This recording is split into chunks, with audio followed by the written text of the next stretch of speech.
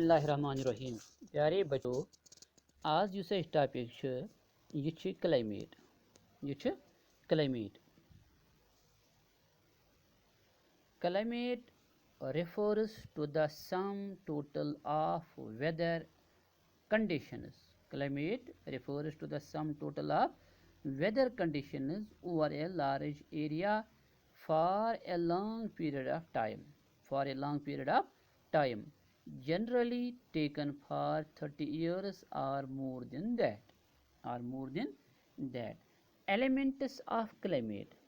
Keman chizun hun climate asa banyamut. Elements of the climate includes temperature, humidity,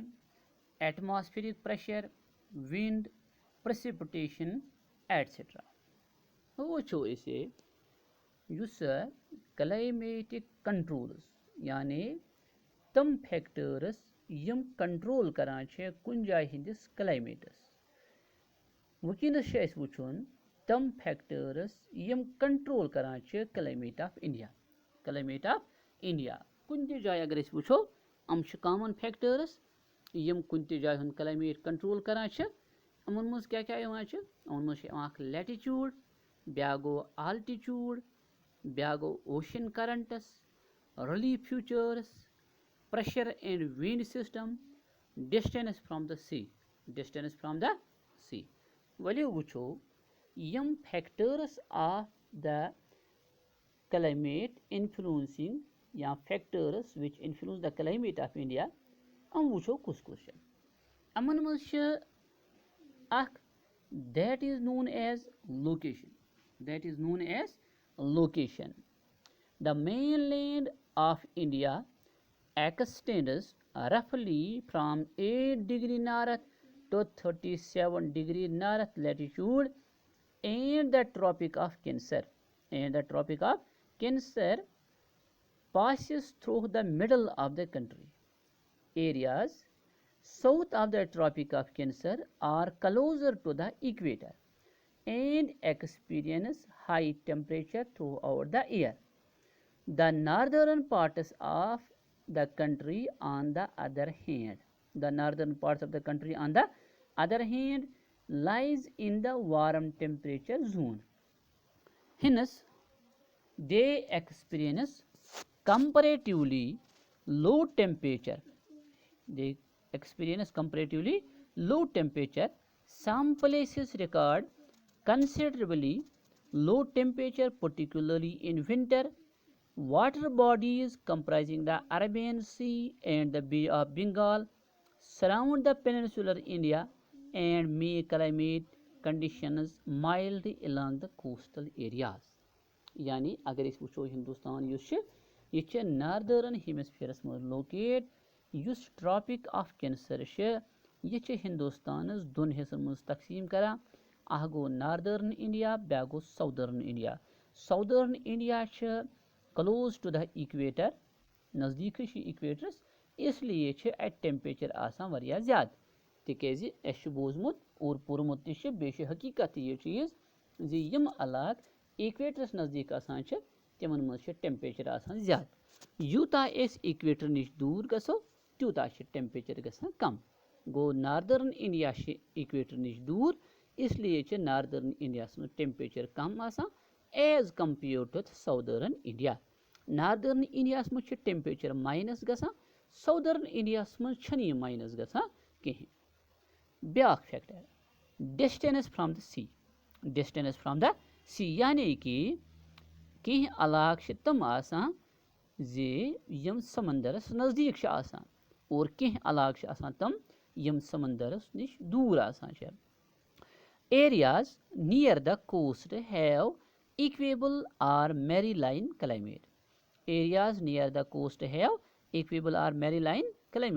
On the contrary, interior locations are deprived of the moderating influence of the sea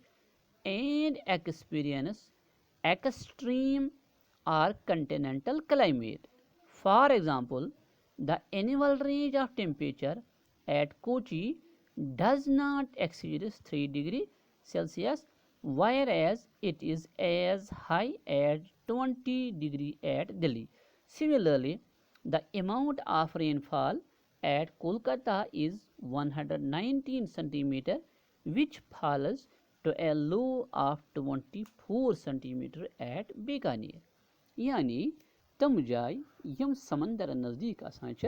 तमन मज moderate climatic conditions रोजान as compare to तम areas यम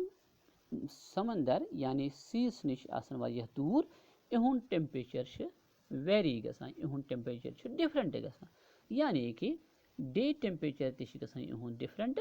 और seasonal temperature तथ पे तह फर्क पेवान S वुचान south India अत मज कोस्टल कंट्रीज यम समंदर नज़दीक अमन मज तूता टेम्परेचर तूता यहां फर्क टेम्परेचरस मज कहीं विंटरस तो समरस मज तथ बरक्स अगर नार्दर्न इंडिया वो नार्दर्न इंडिया कुन समंदरस नज़दीक कहीं इसलिए अत टेम्परेचर वेरी गसान both during the winter as well as during the summer इथे पे the northern mountain range as mentioned earlier which brought वोनमुत जे पचमिस चैप्टरस मज India is separated from the rest of the Asia by the impenetrable wall of Himalayas इस में गोडनिक चैप्टरस वोनमुत अमन दरमियान यानी कि India नॉर्थस मज mountain big mountain यथ वनान हिमालयाज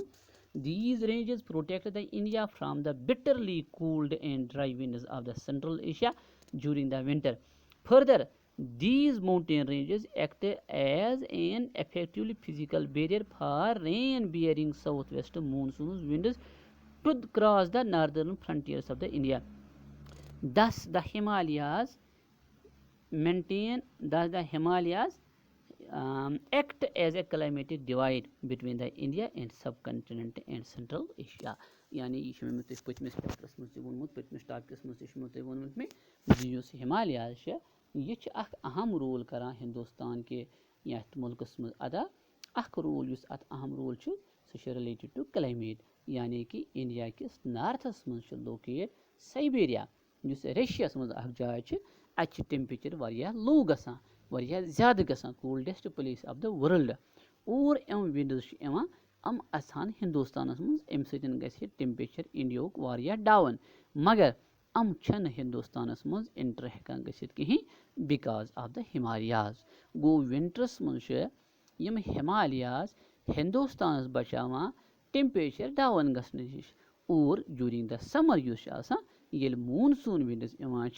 अम चलहान हिंदुस्तान पेठी मगर हिमालयाज बैरियर बना रकावट बना नतीज नेरा जी यमन मॉइस्चराइजर विंडन बुथ हिमालयाज इहन स्पीड चेक गसान इहन स्पीड कम गसान नतीज गसान अम मजबूर गसान यमन मॉइस्चर आसान